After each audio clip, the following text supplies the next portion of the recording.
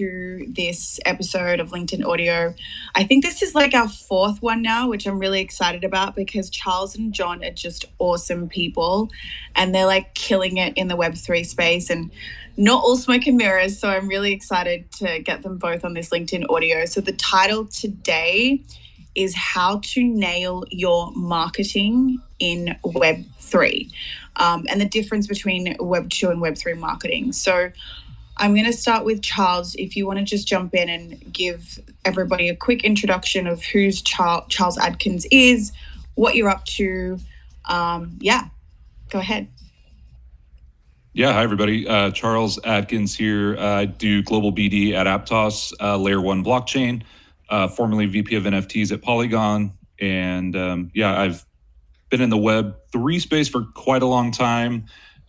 Great topic to be on this because I actually come from a long line of different growth positions and CMO positions in the marketing space. So this should be a good talk.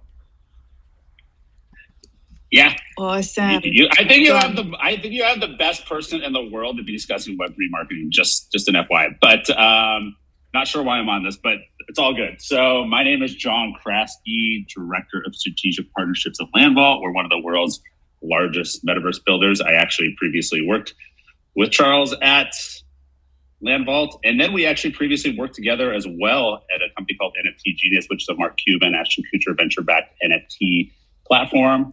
So I've been with Charles almost my entire time in the Web3 space. He's one of my most trusted and knowledgeable sources of information space, and now one of my best friends. So I'm just super excited to be on this with him. And then, by the way, also, I am the host of the NFT TV show and podcast, and you have been both guests. Belinda actually will be coming on shortly. We recorded the episode early last week, and it's an amazing episode. People love it. We're gonna dive into some fun topics on that episode. We talk about Trump NFTs and some other wild fun stuff. So just super excited to be here, and let's go. Oh my gosh, I love it. It was such a good episode. I literally made my first NFT, guys. It was hilarious. You have to go watch it. Oh, yeah, yeah. Yeah, that's wild. That's going to be wild. We'll leave that as a surprise, so. So I'm just going to jump straight into it because there was a few questions that we popped up online and we were asking a couple of people what kind of questions they would have for you guys. We really wanted to get the best out of this episode this time to really dive in Web3 in general and marketing, of course, that's the title. So I guess I really want to understand for myself also from both of you and the audience, what is the difference between Web2 and Web3 marketing? And one of you can jump in, whoever feels comfortable doing that. Wow. I'm going to let Charles take the meat of this, but honestly, to me, like marketing is marketing. And I feel like it's like we dive into like, what is Web3 marketing? I mean, I feel like there's so many companies in space that are trying to use marketing to pull in mass adoption. And that's like not the way to do it. I mean, you can only do so much like smoke and mirrors with marketing, filling Discord servers with, bots and pumping these bad cartoons and saying that they're going to like revolutionize an industry. So, I mean, to me, it's like you have to build great products. So, I mean, I think that's like what all Web3 companies should be doing right now is focusing on building great products to drive mass adoption and then focus on the marketing. I feel like this conversation could be a little premature because even you have companies looking for experienced Web3 marketing people. And I don't even know what that means. Like, what does that mean? That means somebody who knows how to like juice a Discord server full of bots and pump bad cartoons. I don't know. So anyways, that's my take on it. But I want Charles, Charles is the technician, the strategist here. So I think he'll probably come up with like a slightly different take on it. Yeah, I mean, for me, I haven't even, just coming from a background in marketing as well, like I haven't really seen anybody do true marketing in Web3 the way that I would anticipate marketing to be done for a major company. A lot of it's very reactive. So people will do an NFT drop or they'll, come up with some kind of a dApp or a wallet or something like that. And they'll kind of do like PR after the fact, or they'll try to, get some mentions in different news articles. But I really haven't seen anybody thoughtfully put together, a campaign for like 6 months prior to the launch of something, do it the right way, and then carry through with a good product, and then actually follow up, afterwards with their community and actually build something real. So, traditional marketing, Web2 marketing has really done a good job of that, is really, but I think to John's point, they're doing their marketing based on a great product already. So they have product market fit, and then they actually know how to put those marketing dollars to use because they know their user acquisition costs. They know how they're going to get revenues from that product. Not a lot of people in Web3 understand that product market fit or the mechanics of, what they're actually going to do once they have a user using it. Yeah. So I guess like it comes to the question of the difference between Web2 and Web3 marketing. What is Web3 marketing? Like what is it? Can you give us right now? Yeah, I think right now a lot of the Web3 marketing you're seeing is very PR heavy. So there's not a lot of tactical, putting together a paid marketing campaign on Instagram or, anything like that, because it just feels really strange to people, because you're using a Web2 platform to promote a Web3 product. So there in itself, that's already a little bit strange. The things I've seen, successful on NFT drops and things like that, obviously, is getting influencers involved. That always typically helps. The problem is like that does typically end up to be kind of a pump and dump type of a situation where influencers hype something up.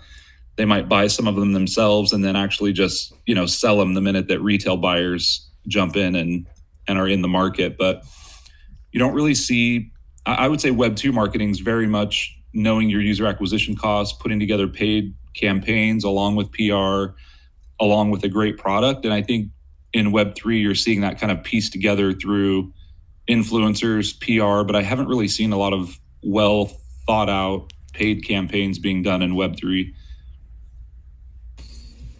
Yeah, that's so interesting with the PR thing that you say, because I feel like that's really what's happening in the market right now. I see a lot of PR heavy stuff, which I hate to say the word, but hype still a little bit in the Web3 space. I think I'm looking, or I'm hoping that will change this year in the Web3, especially for the marketing side of things. Yeah, I would. Charles and I were actually having this conversation. Most of the startups we've worked at and we've seen, like PR is probably like their top like expense item, which is insane.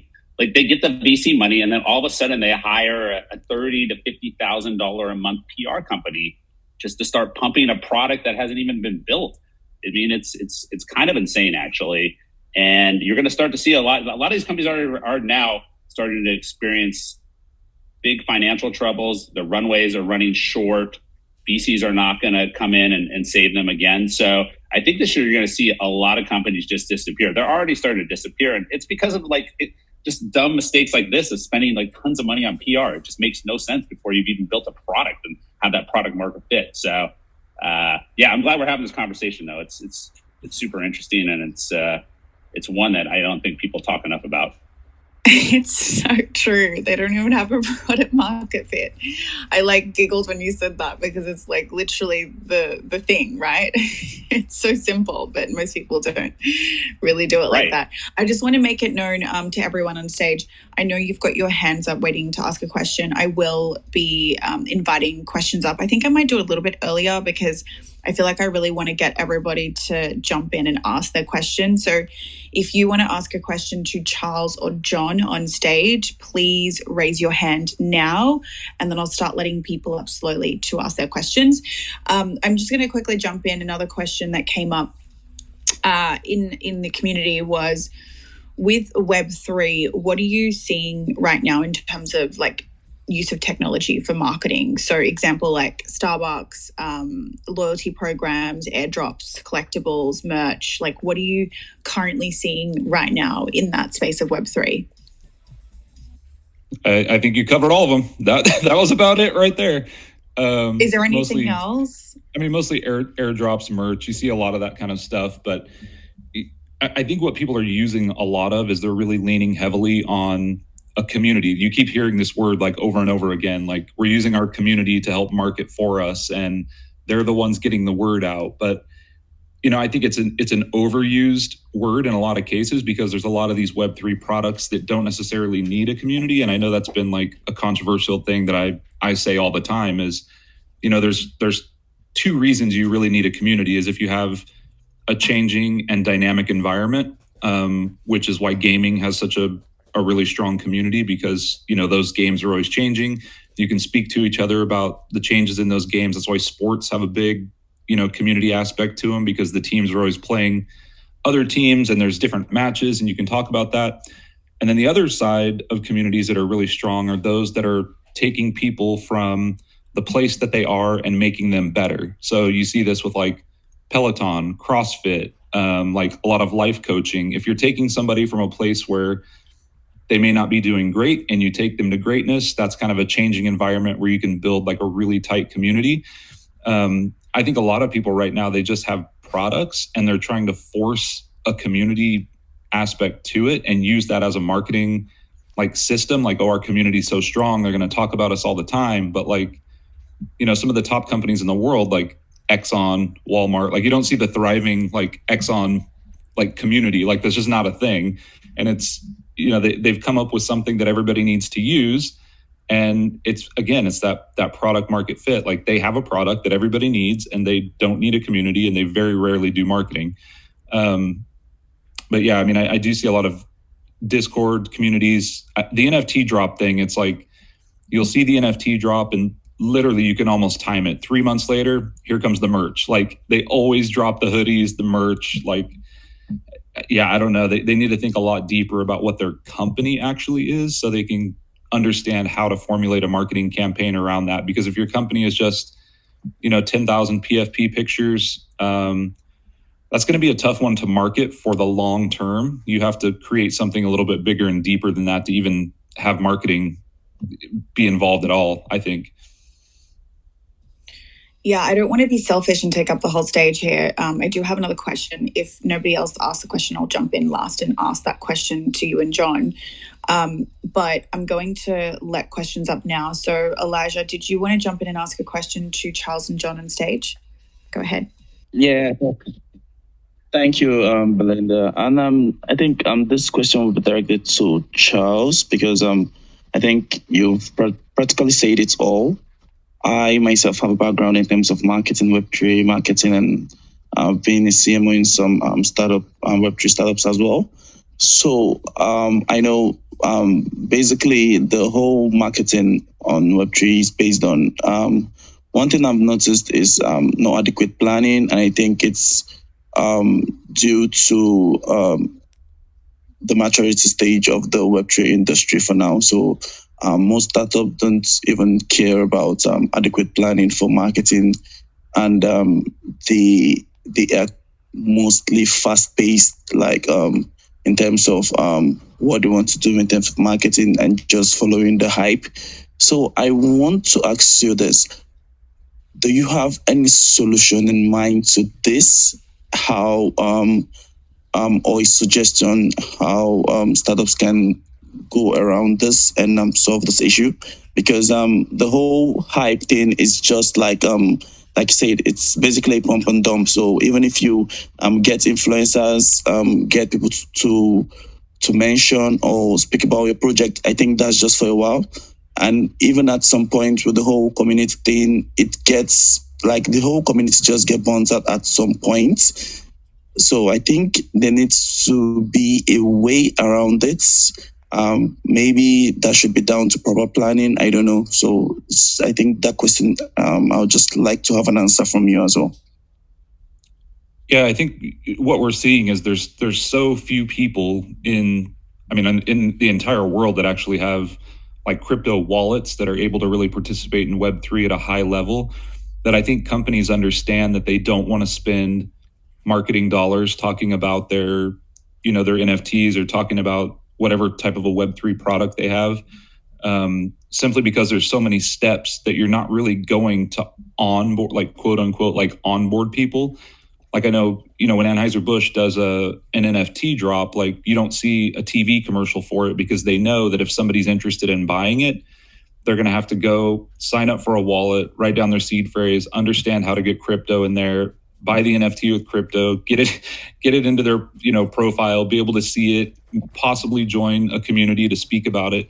They know like that user journey takes such a long time right now that they really kind of have the excuse to only market to people that are already in Web3. So I hear this from a lot of companies like all the time. They'll reach out, they're like, we're the biggest company in XYZ industry, and we know we can onboard people to Web3. And it just never happens, because typically what happens is they drop an NFT and it's all the people that already have wallets. They already have Ethereum or Matic or some form of crypto in their wallet. They go and buy those NFTs. They don't bring along their old customers. So I think until the process of a consumer having very few steps to actually participate in Web3, I just don't think the companies are going to spend money on doing marketing campaigns, because the user acquisition conversion is going to be so low. I mean, you see this just, if you show all the instruction steps to, an everyday person and tell them this is how you participate in Web3, they're just not going to do it. I mean, it's actually work to go through and activate a wallet and be ready to participate in what we have right now. So I think a lot of the startups they're getting away with doing the hype marketing, because they know, and you'll see this, like it's almost always the same buyers. It's a lot of the same buyers that buy the NFTs that have every other collection already. You're not seeing a whole bunch of brand new people jump in. And I think that's going to be a lot to do with how the different companies that work on wallets and work on getting people to participate actually make their product. And again, we're back at that make a good product and it kind of markets itself situation. So, I'm sorry, I don't have like a direct answer on how to get around that. I think right now we're just kind of in this stage where we're really recycling a lot of the same buyers and a lot of the same users on almost all Web3 products, really. Much for that in-depth answer, Charles. We really appreciate it. Can I jump in? Hi. Hey, Hi. Vitamir? It's Vito. Call me Vito. Sure. Charles, yeah, I just wanted to tell a couple of words about what just Charles said. And I mean, we run NFT marketplace. We have, the metaverse of our own for arts and culture. So we kind of experience every day what Charles was talking about. And what we found out by running the marketplace for a year and a half now is that actually people usually came to, actually at the beginning, they came to the NFT sector for different reasons than, let's say, in the middle of the hype. So the biggest hype was to earn money by trading NFTs and not actually get involved into NFTs by owning them and doing something with them. So we saw the change, we witnessed the change of narrative with the collections that were minting, new collections that were minting almost like every day. They were like, the new meta was like, okay, we're going to, create an NFT collection of PFPs. The new meta is now we have a game. The new meta is now we have a metaverse. Now the new meta is we will release a token. The new meta is we are a brand. The new meta is we have merch. And, the narrative changed literally like a couple of weeks in order to try to find something that would appeal that something will happen with the NFTs.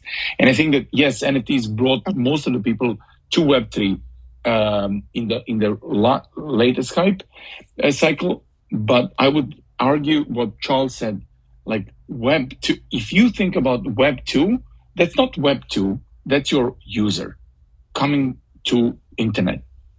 Jumping into Google or today ChatGPT and finding something that he needs. So that is not a Web2 user. Okay. That's a user. Yeah. No. So, Thank you so much, Vitamir. I'm sorry, I'm just got so many people on stage and so many hands up, and I'm really trying to give everyone time. Sure. I have a question. So I really appreciate that. Yeah. What about? So I've got Zara next. Okay, Zara's next to answer the question. Hey, Zara, how are you? Good. Jump Thanks, in and ask Linda. your question. That's great. Thank you so much, Linda. It's great to reconnect with you guys, John and Charles. So I'm just wondering, just to backtrack here, with one of the first questions, I'm wondering, as marketers, what do you think we need to tell Web3 companies about getting marketing going 6 months before the launch? Because even though that's what I personally recommend to people, most companies just want to go for the PR option and wait till after the launch to start that. So they aren't putting the dollars in to create a solid marketing strategy before PR. So how do we change their mindsets? I think it was when you said that they see the other Web3 companies doing the hype marketing, they're just kind of following their lead. How do we change that? Oh, good question. I hearted that because I think that's a great question. John, did you want to maybe jump in and answer the question for Zara? Well, Charles, you can handle this. So I think what we're dealing with right now is we just have a lot of startups in the Web3 space, and they really don't have the funds to do the marketing campaigns that they would like to before they actually launch the product. So they're using the product kind of as, real revenue with what they want to do in the future. And they don't really initially start out with a lot of marketing dollars to play with. But when you're talking about major companies, I think, it's back to that situation of they know that there's already existing users. And then when they start understanding the user process to, create a wallet and go through that process, they just understand that. I mean, we've ran some wallet user acquisition cost stuff before, and it usually comes in around, it takes about $105 of marketing to get one person to get on a wallet. So that's just not something people like. That's a really high user acquisition cost for any type of marketing. So you have to really take that into account of how are you going to really show that return when it's costing you that much to get one user just to get a wallet? And that's before they even spend the money or get the crypto in there. That's just get them to sign up for a wallet. So, I mean, those are all hurdles. I think if brands and startups want to take it seriously, though, I think that's where we learn a lot from Web 2, Web 1. I mean, hell, traditional auto manufacturer marketing for the past 100 years, they start advertising the new model 8 months before it's out. They will get people hyped up for what's coming. They have a whole process to doing that. And there's not really anybody in Web3 doing that. There's barely people in Web2 that do it well. So I think we can learn a lot from our past on that and kind of really drop the idea of Web2, Web3, Web whatever it is. If you're doing traditional marketing the right way, there are tried and true proven steps that work every single time, because at the end of the day, you're just communicating with another human, and there's certain things that make humans act. That's great. Thank you so much. Really appreciate that, Charles. Thanks so much, Zara, for being on stage. I'm really bad with names, so please forgive me. Giancarlo, did you want to jump on stage and ask your question? Yeah, absolutely. Pleasure being on another LinkedIn space with you, Charles. The last conversation we had was pretty great. So yeah, I love the topic of debate that everyone's touching on a bit right now. So I've come from traditional Web2 marketing almost a decade in digital marketing, and own my own agency as well, where I helped brands kind of scale out their sales funnel and optimize and stuff like that. So I've been in crypto since 2016, and I work mainly in NFTs now. So I work full-time Web3 and NFTs. And I understand the degen mentality too. I flipped my way from 0.3 ETH to 37 Ethereum from summer of 2021 to February of 2022. So I have kind of a good standpoint on both sides. So I always tell people, especially if you're looking to get into Web3, really try and understand the consumer at the end of the day, understand what the market sentiment is, what market conditions are, understand what current trends are as well. And then also I always mention you have to reverse engineer success that you've already seen. And if I'm talking to anybody looking to get into marketing or deploy a product within Web3, I always say it's not about reinventing the wheel, at least not right now. I think it's important to plug into pre-existing communities, especially ones that have pretty prominent market share in this space that we work in. So I always mention that, like, it's a shame that it's like this in this current market. But at the end of the day, I tell a lot of founders that unfortunately it is a lot of it's driven by perceived value. And that goes back into that hype cycle, right? So the perceived value part of it is always like kind of a tough pill to swallow, because I talk to people starting NFT platforms or whatever it is, and I always ask them, what's your plan to garner market share? How are you going to take market share from the Blur, X2, Y2, the OpenSeas of the world? And they try to deploy marketing strategies. That's, of course, it works in Web 2, but in Web 3 it doesn't. And I always say it's because you're probably not in touch with the market or the end user at the end of the day. And I think it's important, if you're going to try and make something in Web 3, you have to really weave yourself into the fabric and culture of Web 3. And the best way to do that is to ingrain yourselves in a lot of these pre-existing communities and really make a name for yourself, not only from a personal standpoint, but from a branding standpoint. And you build up your perceived value, which inherently drives your demand up. And then it's at the end of the day, now it's about, how do we retain customers and then also build that pipeline to acquire new customers? And the best way to do that is to continue to, drop amazing marketing content, as well as like a viable product, whether it's the form of a brand, an NFT, or anything like that. So I don't want to be too long-winded. Charles knows I talk a lot. So, but yeah, I appreciate the time, guys. Really great questions. I'm used to Twitter Spaces, so I'm not used to not being able to raise my hand and wait. But yeah, thanks a lot, Belinda. That's okay. Did you have a question, John? Yeah, all right. So I actually do. I wanted to just add to the conversation, but I actually will ask a question to Charles. Yeah, sorry about that. Charles, you and I have gone back and forth a bit on the last LinkedIn space we had. In your mind, right, because I'm sure you talk with founders all the time in Web3 and they ask your advice for marketing.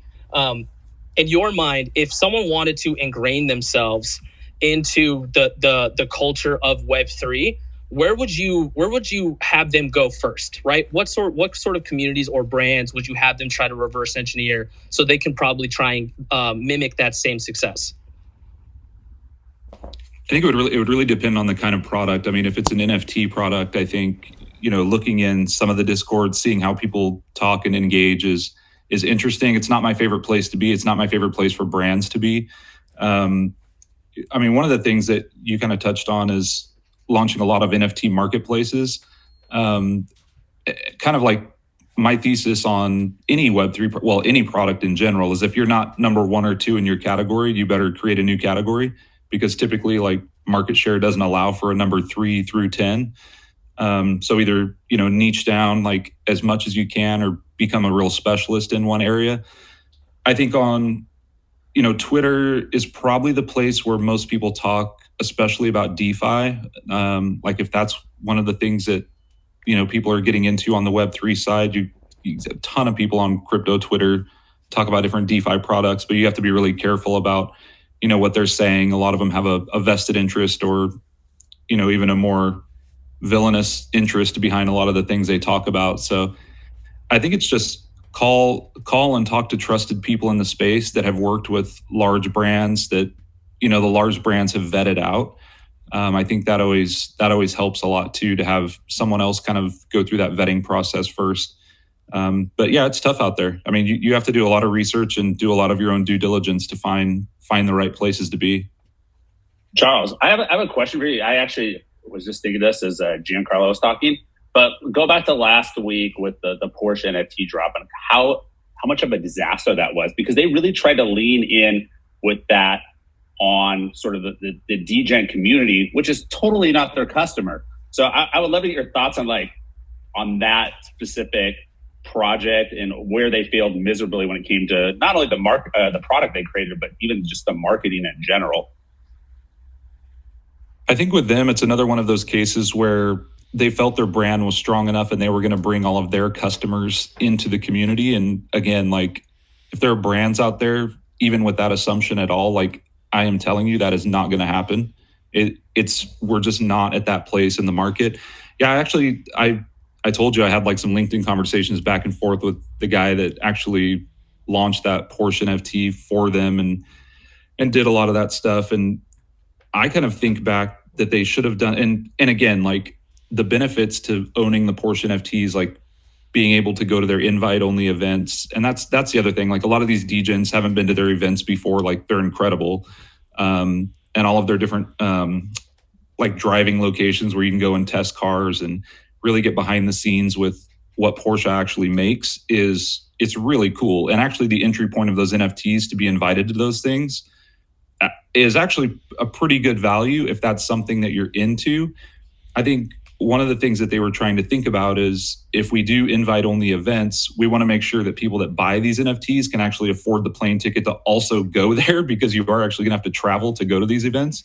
So they did price them high. But I was telling the guy, I said, I would have done this more like how Chevy used to do in the 60s, like especially, late 60s with the Camaros. They had the ZL1 came out, the Copo. And what they would do is they would basically give the best cars and the best options to the dealers first. And then they would allow the dealers to show those off to the customers that came in. So I told him, I said, you should have just gave, I think there's 650 Porsche dealerships in the world.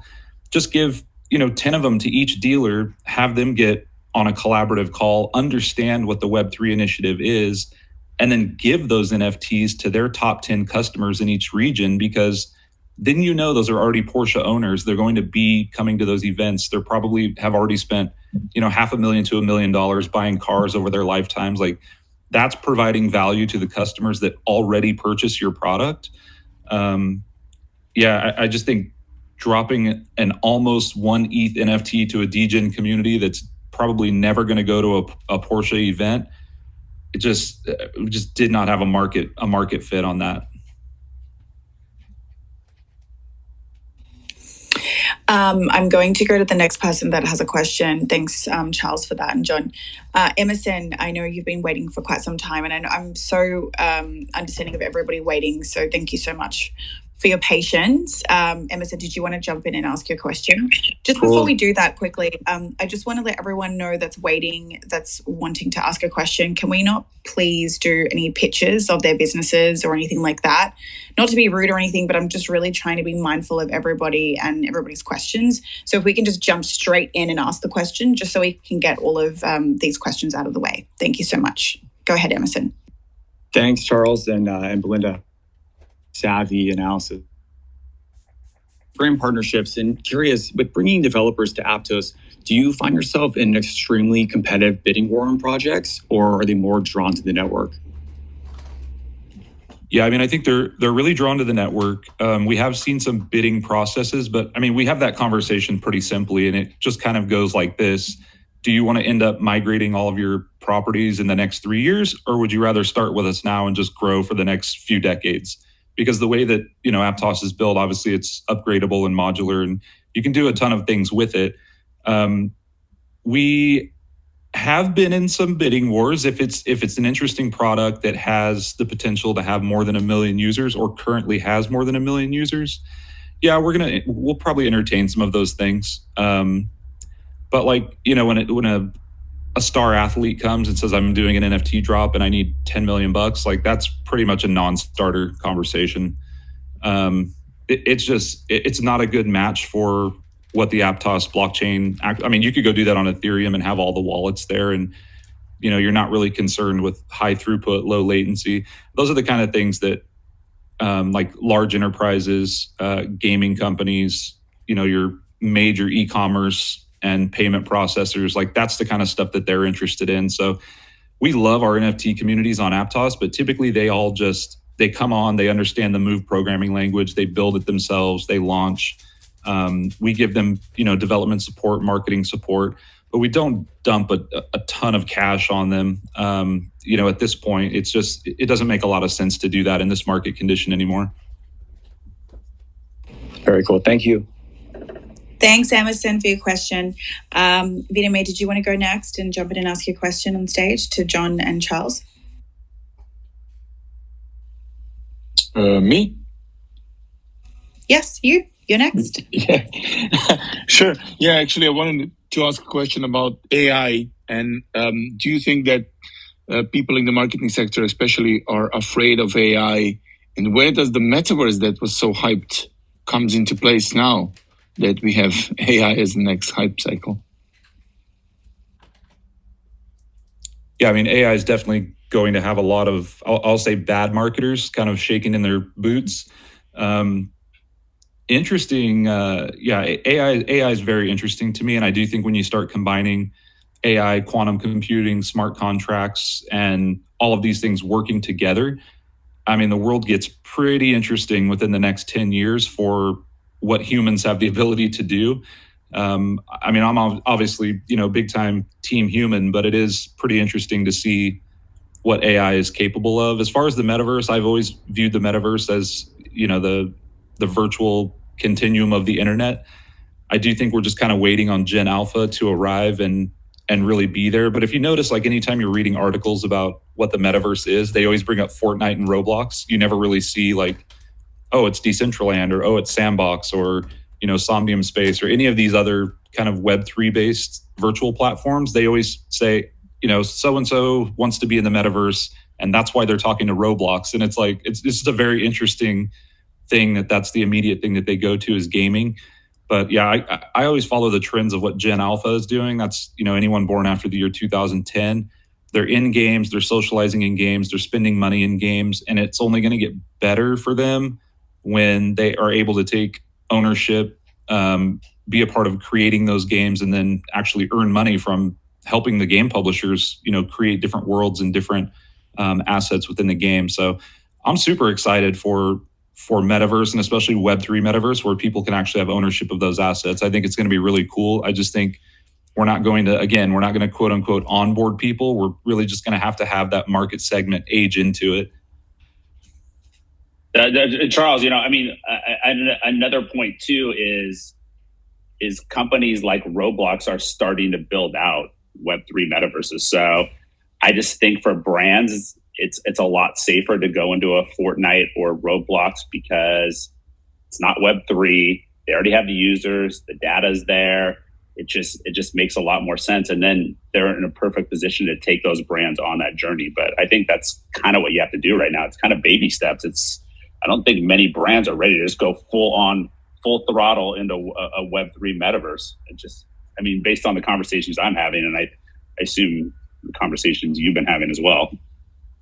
Yeah, one thing I will say about AI that really interesting, I heard last week, actually, John, our friend Twom, so he's been using Chat GPT to basically write trivia questions for his community, and really interesting. So he has a platform where you basically scan physical cards in Pokemon, Magic the Gathering, any sports cards.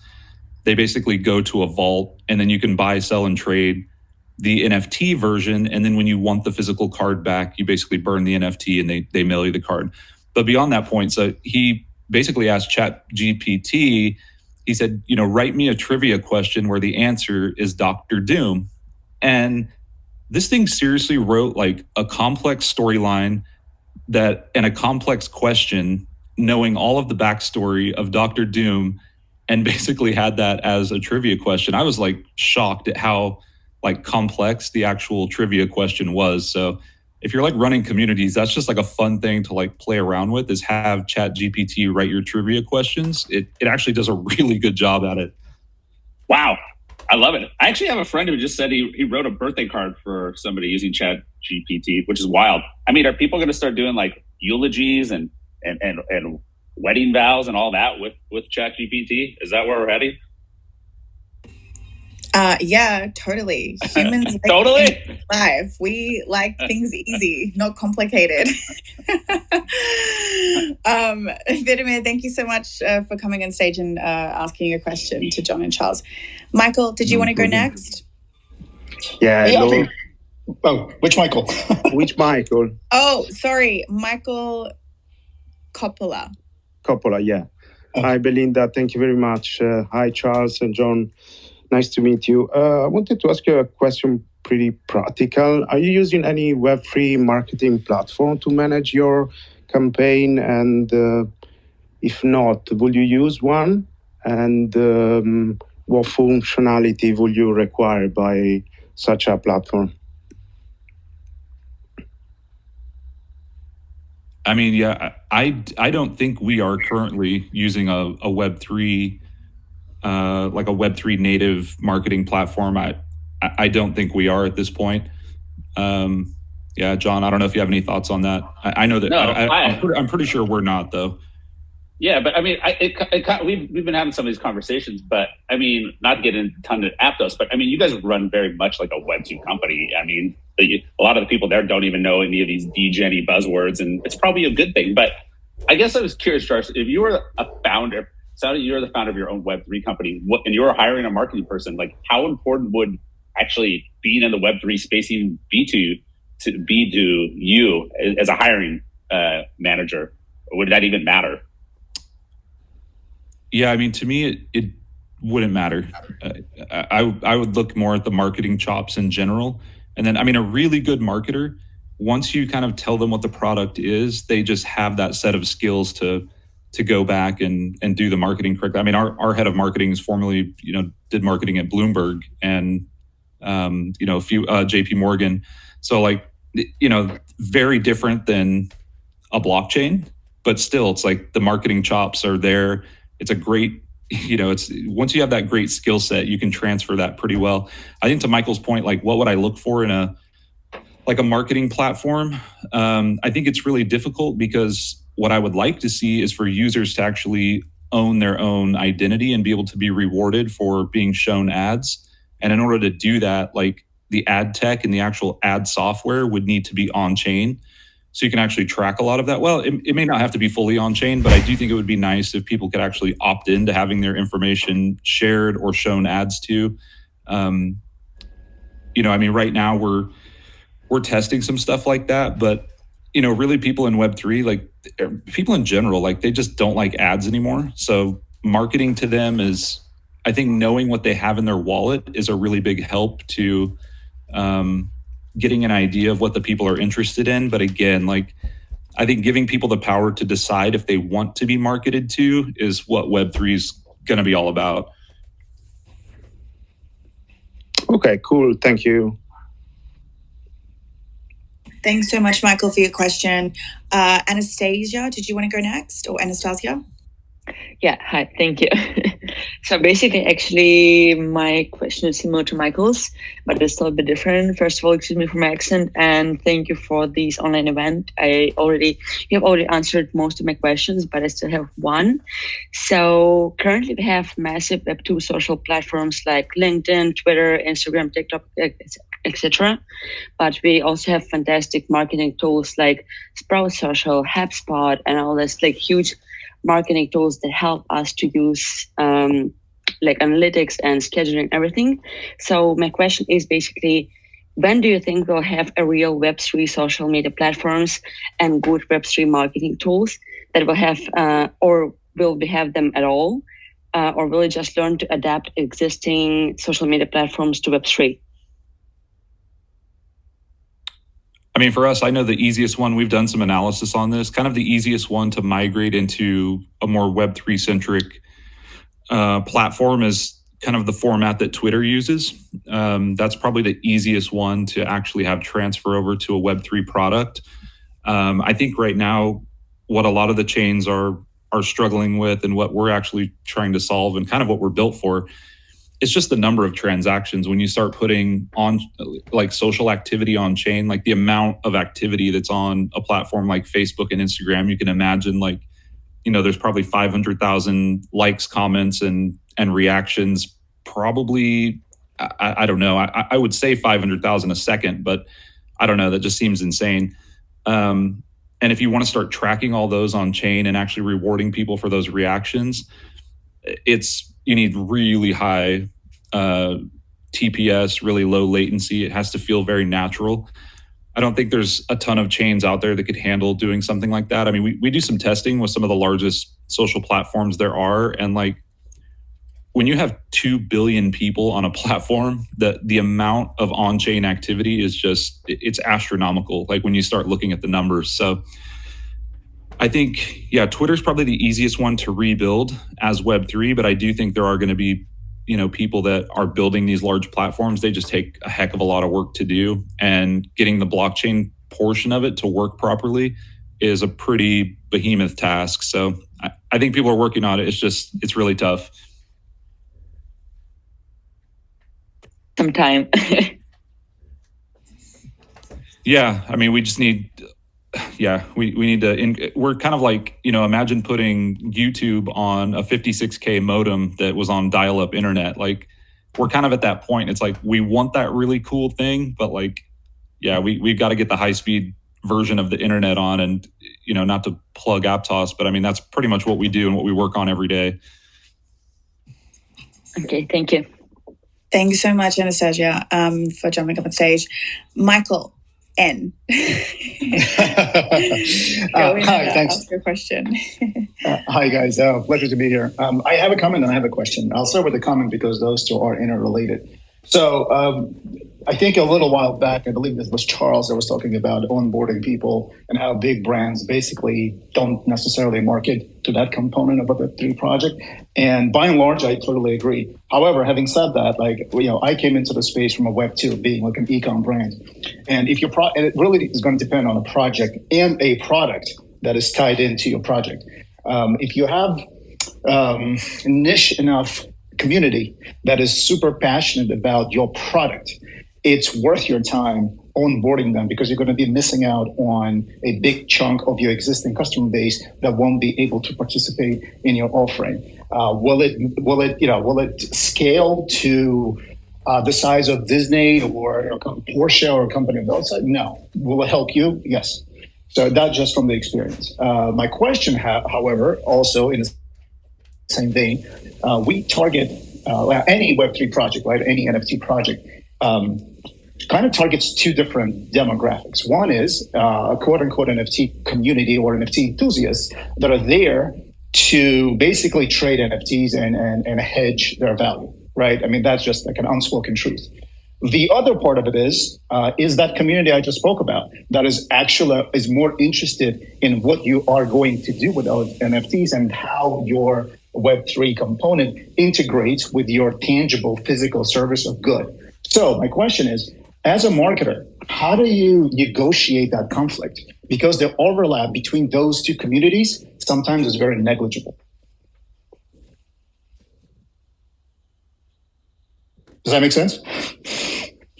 Yeah, no, that totally makes sense. I mean, we see that the biggest area where I can draw kind of some comparisons in that is with gaming, right? Like gamers love to play great games.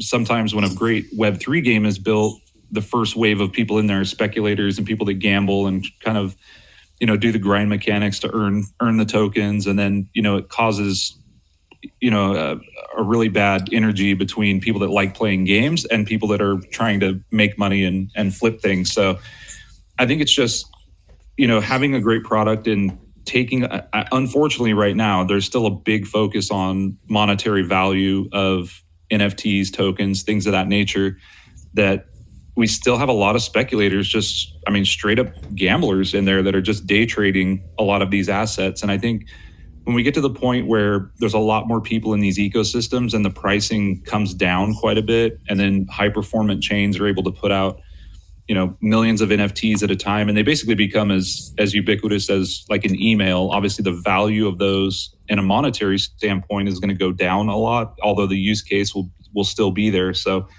I think it's just more people need to be there and normalizing what the actual technology is. I think right now we just have so much of a focus on the money part of it that it kind of screws everything up for everybody. Yeah, and that's the thank you for the answer. It totally makes sense. I think, like, from my vantage point, and like I said, I came into the space from Web2.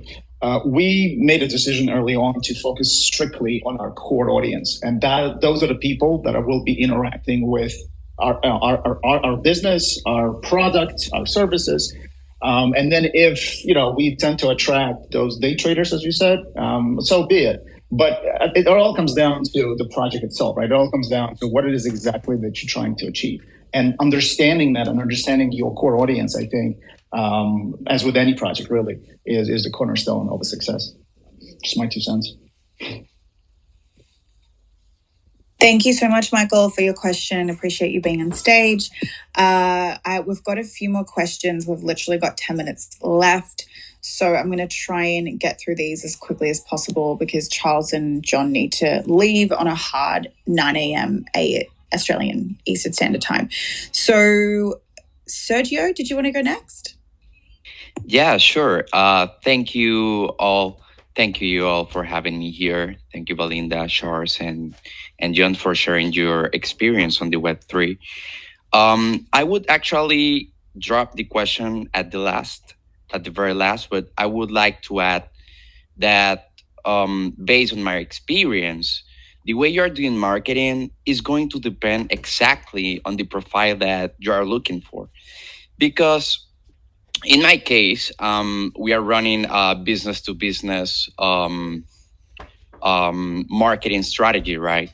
So it's huge. Like it's really different to what I will like post or do on social media for just individuals, right? So actually, I would like to say that I agree with you all about going organic and actually doing, content that has value. Because that's what people on the Web3 is looking for. Actually, the profile of the people of the Web3 um, are just like inclined to technology, or is people that, is people that um love to innovate and stuff. So they are not having time at all just to see advertising and stuff. They want something solid, right? So you give it to them, and they will follow everything you post.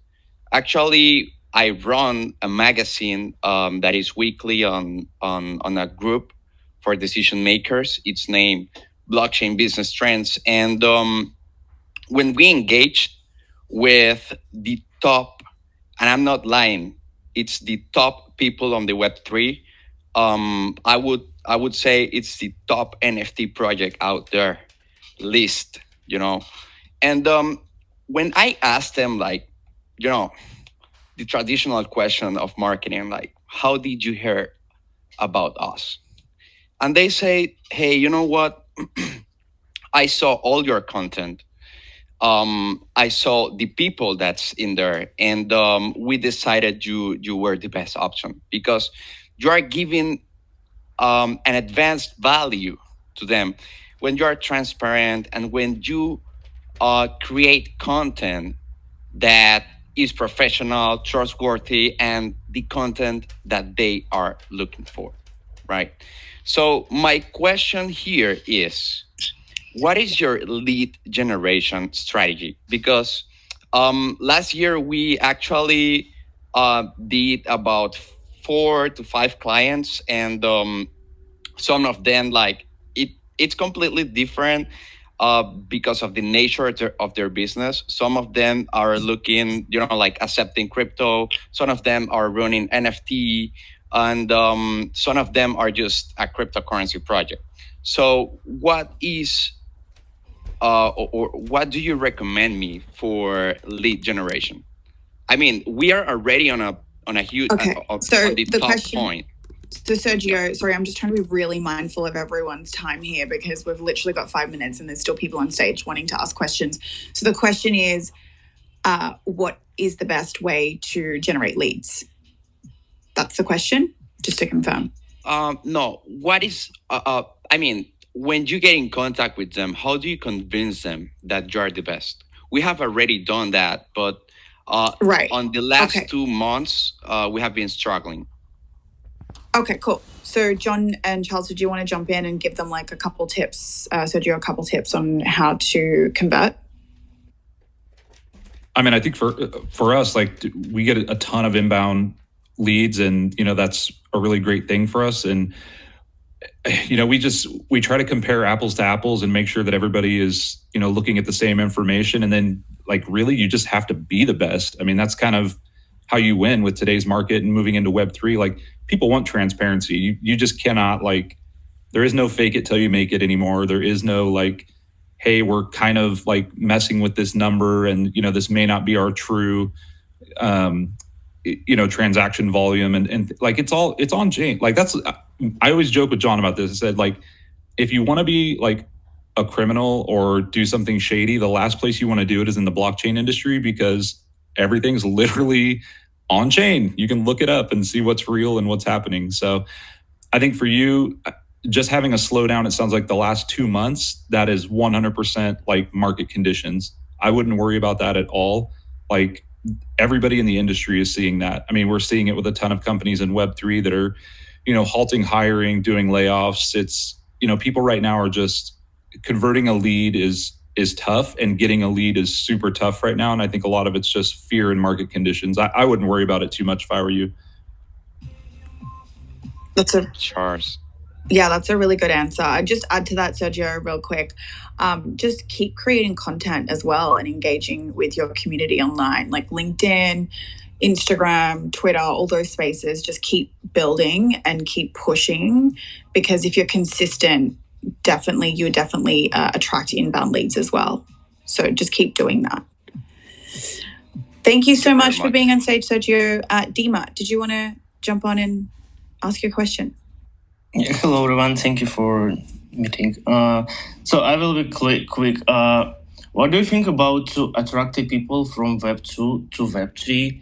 Because my vision right now, I'm just a little bit analyze last launching project. What this project most attractive people who buy the first one NFT from this campaign, and I think it's a good point to build a brand media when you like a Nike or Starbucks, because this company spent a lot of time to analyze how to speak with his audience. And my question is, what do you think about to build a marketing focus to attract people from Web 2 to your Web 3 project, and will be first from this audience who build a bridge to digital future?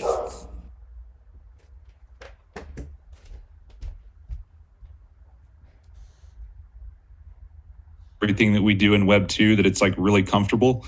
And so bringing people over from Web 2 to Web 3, that's why a lot of the avenues that we try to do that through is gaming, because that seems to be an area where people understand technology, they understand in-game assets, they understand it's not super far off from what they're already doing. They already buy, sell, and trade and do things on marketplaces. So it's easy to kind of take that journey across a very short bridge. It's when you're talking to people like, in sports, especially like NFL All Day, for example, like they've done a great job selling a lot of those. But if you think about it, like your typical American football fan is not your typical NFT buyer. And that bridge is a lot longer. So I would say always focus on industries where, what you're doing in Web3 is fairly close, or at least seems like a similar idea to what the people in Web2 are already doing. And it makes it a lot easier to cross that bridge. Awesome. Thank you so much, Dima, for jumping on stage and asking your question. Just quickly, Charles and John, we are literally hitting the mark of finishing the LinkedIn audio. There's about 3 more questions on stage that I want to get through.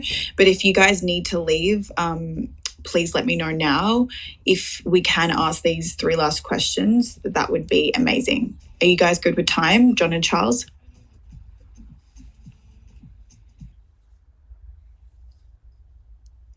Well, I know, literally. Charles is taking the stage. Ted, did you want to ask in your question? I don't know if I pronounced your name correctly, but yes, I tried. Ted, are you there? Okay, we'll go into the next. Ella, are you online? Yes, I am. I'm going to be Awesome. super quick. So I have a question for Charles, actually. You've been raised in traditional marketing background, and where storytelling is a key differentiation point. Now, reviewing the Web3 projects, whether it's business to business or direct to consumer, the marketing is still very much functional benefit led. How do you see the role of storytelling as the Web3 space evolves and matures? Yeah, it's going to be critical to have professional storytellers talking about Web3. And I think you're right. Like, so far, it's been a lot of feature benefit marketing. And that's because we're in kind of that area of there's very few wallets fighting for, a small handful of projects, a small handful of wallets and dApps. And so you get this like A versus B thing a lot. But I think over time, when people have a lot more options, telling that story and telling the story of why you're the right company to take these people on a journey to Web3 and make their lives better, it's going to be super, super important. So I think right now our market level sophistication is just it's too low, and there's not a large enough market segment that people are really focused on storytelling. But I would definitely get into practicing it now, because just like any other industry, it's going to be absolutely critical in Web3 as well.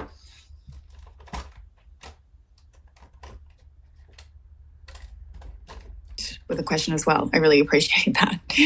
Olga, did you want to go next and ask your question? Thanks for being on stage. Hello, everyone. That's amazing chat, and I will be super quick. So I think, Charles, you mentioned about we had this conversation about AI using ChatGPT, and when everything becomes AI powered driven, it comes to identity pretty much. And I noticed that it's becoming harder and harder for Web2 companies being unique. So my question is, what are the main challenge of building a consistent brand identity in Web3 that shows you uniqueness? Like, what's the first thing you have to deal with? Thank you. Yeah, I mean, the differentiation points, I think we touched on a few. To the previous question, like the storytelling is going to be a big deal.